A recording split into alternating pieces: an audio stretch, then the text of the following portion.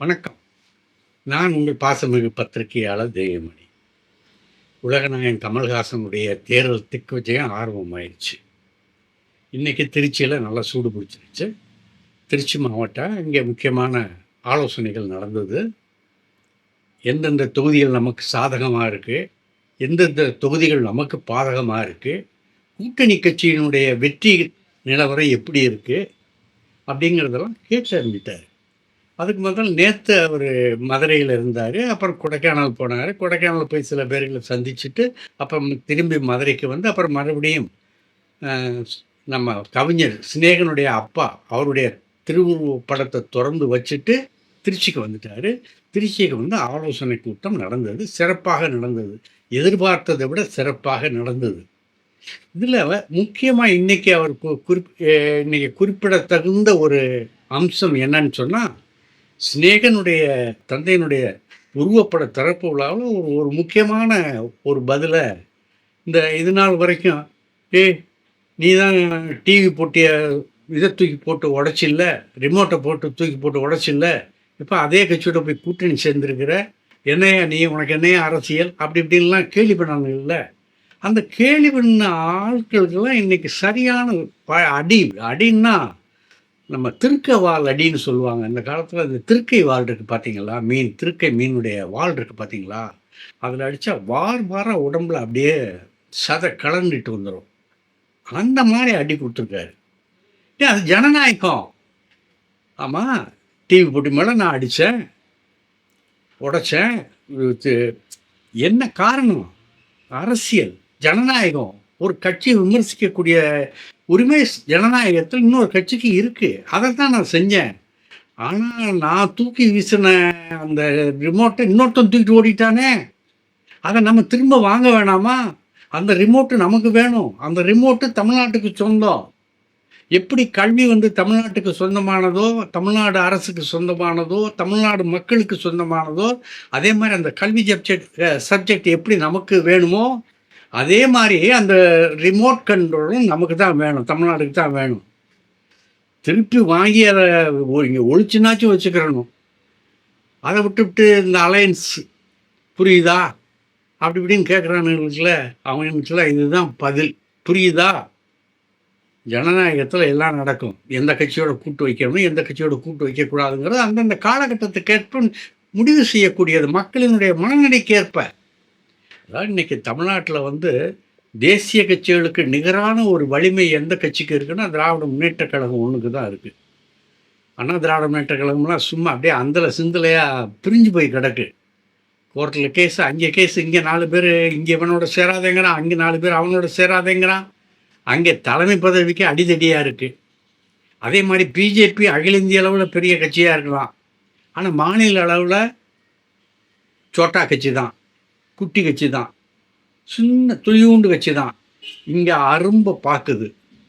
வேர்விட பாக்குது. இப்ப கூட மேலிடம் என்ன சொல்லியிருக்காங்கன்னா, கிட்டத்தட்ட நீ 40 தொகுதியில ஜெயிச்சு ஆகணும். இது உன்னுடைய இலக்கு.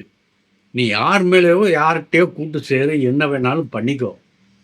40 சீட்டு நீ ஜெயிச்சாகணும். இது நம்ம இலக்கு. அப்படின்னு கட்டளை போட்டிருக்காங்களாம். உத்தரவு போட்டிருக்காங்களாம். கட்டளையிட்டு இருக்கிறார்கள். இங்க அதுக்குள்ள பிஜேபிக்குள்ள பிரச்சனை. அவன் பெரியவனா, இவன் பெரியவனாங்கிறது பிரச்சனை. இந்த சூழ்நிலையில தான் நம்ம குஷ்புவுக்கு மோடி வந்து சந்திக்கிறதுக்கு ஒரு வாய்ப்பு குடுத்திருக்கிறாரு. தன்னை வந்து சந்திக்கக்கூடியதற்கு டைம் குடுத்திருக்காராம். அது இப்ப 2 நாளா பேசு பொருளா இருக்கு தமிழக பாஜகவுல. அங்கேயும் ஒரு மாற்றம் வரும் அப்படின்னு சொல்றாங்க. மாற்றம் வருமா? வராதா? அப்படிங்கிறது நமக்கு தெரியாது.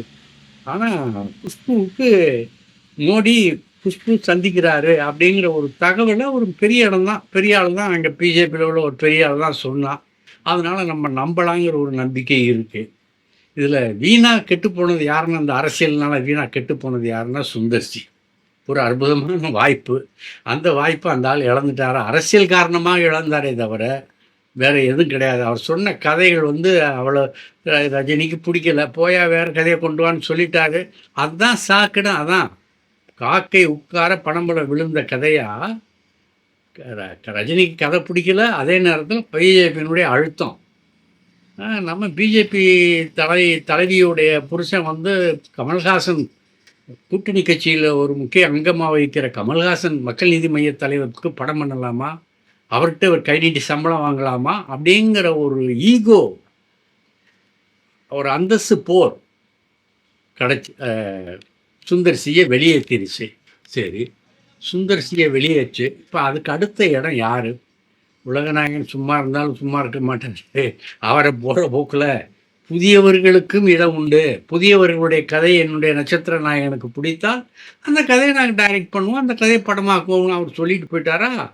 இப்போ அந்த பக்கம் ஏகப்பட்ட கூட்டம், நிறைய கதை சொல்கிறதுக்கு ஆட்கள் வந்து வரிசையாக இருக்காங்களாம். அதே இந்த சோசியல் மீடியாவில் பார்த்து தான் தெரிஞ்சுக்கிது. அதில் இப்போ ஒரு புதுசாக ஒரு கதை விட்டான் ஒருத்தன். தனுஷ்கிட்ட வந்து அருமையான கதை இருக்குது. தனுஷ் வந்து ரஜினியையும் கமலையும் இயக்க போகிறார், இதுக்காக ஆர்கேஎஃப்ஐயோட பேசிக்கிட்டு இருக்கார் அப்படின்னு ஒரு தகவலை அள்ளி விட்டான். நடக்கிற காரியமா அது? ரஜினி வந்து தனுஷனுடைய இயக்கத்தில் நடிப்பாரா? தனுஷை ஒத்துக்குவாரா? தன்னுடைய மகளினுடைய மனமுறிவுக்கு காரணமானவர் தனுஷ். டைவர்ஸ் வாங்கி கொடுத்துட்டாங்க. டைவர்ஸ் ஆகி தனியாக இருக்கார். மருமகங்கிற அந்தஸ்தே கிடையாது. இப்போ தன் வீட்டில் வந்து தன்னுடைய மூத்த மகளுடைய வாழ்வு சிதைஞ்சு போய் கிடக்கு. அப்படிப்பட்ட ஒரு ஆளோட நான் போய் கதை கேட்டு அவன் டைரக்ஷனில் நடிப்பேனா? அந்த ஒரு இது இருக்காது அவருக்கு. என்ன இருந்தாலும் புத்திர பாசம் இல்லை. இவர் சிறந்தவராக இருக்கலாம், சிறந்த டைரக்டராக இருக்கலாம், சிறந்த கதை சொல்லியாக இருக்கலாம். ஆனால் அதில் பிரச்சனை. அங்கே உறவு முறை எப்படி பால்பட்டு போய் கிடக்கு. பால்பட்டு போன உறவு முறையை இந்த மாதிரி போனார்னா மகன் என்ன நினைப்பாங்க? என்னடா நம்ம வாழ்க்கை எப்படி போய் பட்டு போய் கிடக்கு, அப்பா போய் அந்த ஆள் படத்தில் நடிக்கிறாரு, அந்த ஆள் டைரக்ஷனில் நடிக்கிறாருங்கிற ஒரு வருத்தம் அந்த அம்மாவுக்கு வராதா? வரும்ல. ஆனால் கதை கட்டுறவங்க நிறையா கட்டுறாங்க. ஆக சோசியல் மீடியா பெருக பெருக இந்த மாதிரி கற்பனை கதைகள்லாம் அப்படியே அங்கங்கே நிறையா வந்துக்கிட்டு தான் இருக்கும். அதெல்லாம் நம்ம சகிச்சு போய்கிட்டு தான் இருக்கணும். அந்த மாதிரி இது எதுவும் இல்லை.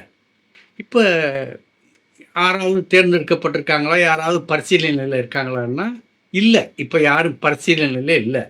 ஆர்கேஎஃப்னுடைய நிறுவனத்தில் அந்த மாதிரி யாரையும் எடுத்துக்கல, பரிசீலனைக்குரியவராக யாரையும் எடுத்துக்கல.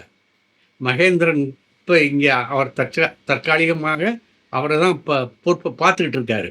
ஏன்னா கமல் சுற்றுப்பயணம் கிளம்பிட்டார் இல்லையா. அதனால் இங்கே அந்த ஆர்கேஎஃப்னுடைய வேலைகளெல்லாம் மகேந்திரன் தான் கவனிச்சுக்கிட்டு இருக்காரு.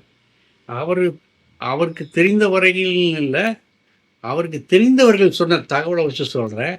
அந்த மாதிரி யாரும் இது வரைக்கும் அவங்க ஆர்கேஎஃப் கதை கேட்கல, யார்கிட்டையும் கதை கூப்பிடலை, இது யாருன்னு தெரியாது.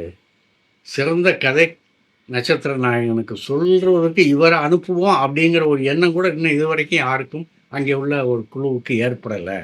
ஆகவே இன்னும் பெண்டிங்கில் தான் இருக்குது.